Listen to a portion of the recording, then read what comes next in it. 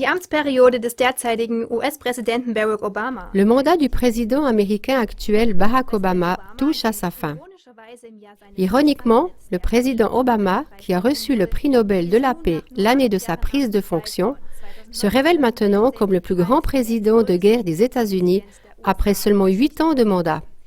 Il a fait la guerre plus longtemps que le président Bush et que tout autre président des États-Unis avant lui. Pendant son mandat, l'administration américaine a participé à des affrontements belliqueux en Libye, en Irak, en Afghanistan, au Yémen et au Mali. Selon des estimations officielles, rien que le conflit en Libye a coûté la vie à environ 50 000 personnes. Le nombre des morts en Syrie était évalué dans l'été 2015 déjà à 250 000 personnes au moins. Des instituts prestigieux chiffrent à 1 million environ les morts de la guerre d'Irak qui a duré 10 ans et à plus de 220 000 les morts en Afghanistan. Mais comment a-t-il été possible à Obama de faire de telles guerres avec un bilan de guerre aussi horrible? Norman Solomon, journaliste américain et auteur du film War Made Easy, en français La guerre rendue facile, explique dans un reportage que les États-Unis ne font pas du tout leur guerre en solitaire. L'assistant de guerre prioritaire des États-Unis serait, tenez-vous bien, l'Allemagne. La base aérienne imposante de Ramstein en Allemagne du Sud-Ouest serait, selon Solomon, la base des États-Unis la plus importante à l'étranger et elle serait la plaque tournante d'outre-mer des États-Unis pour la guerre contre le terrorisme. Elle est le quartier général des United States Air Force in Europe, des United States Air Force in Africa et aussi le quartier général des Allied Air Command Ramstein, un commandement suprême de l'OTAN pour la conduite des forces aériennes. De surcroît, Ramstein est le poste central de commandement pour le nouveau système antimissile de l'OTAN. Ramstein joue particulièrement un rôle capital dans la guerre américaine par des drones. Le drone sans pilote est l'arme de prédilection du président démocratique Obama dans la prétendue guerre contre le terrorisme. Un drone est un aérodyne sans pilote avec lequel on tue des personnes de manière ciblée par commande informatique. Selon un reportage de l'organisation Reprieve, la prétendue mise à mort ciblée au moyen de drones américains a coûté la vie entre novembre 2002 et novembre 2014 en moyenne à 28 civils innocents pour un terroriste assassiné. Selon toute vraisemblance, ce sombre bilan est beaucoup plus élevé.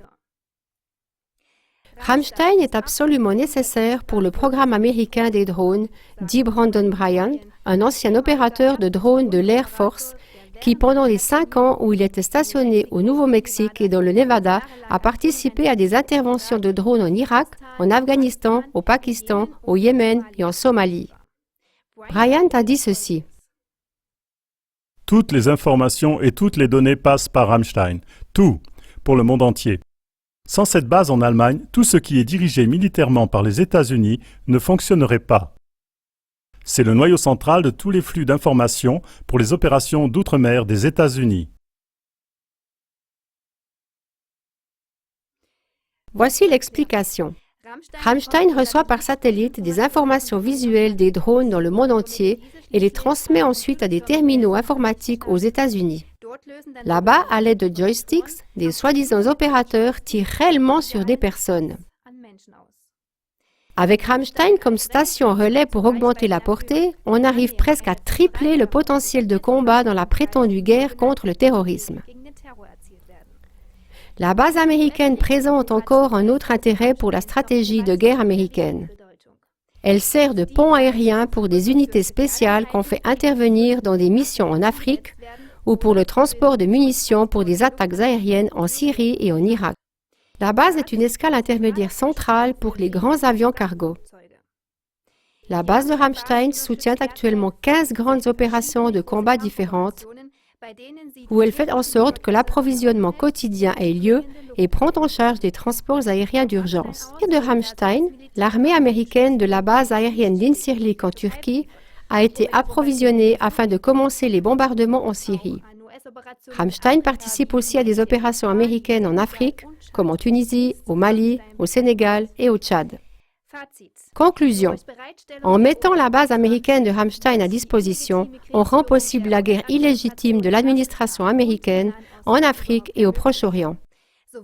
Non seulement des juristes, mais encore les Nations Unies ont classifié les attaques de drones à partir du territoire allemand comme violation évidente du droit international.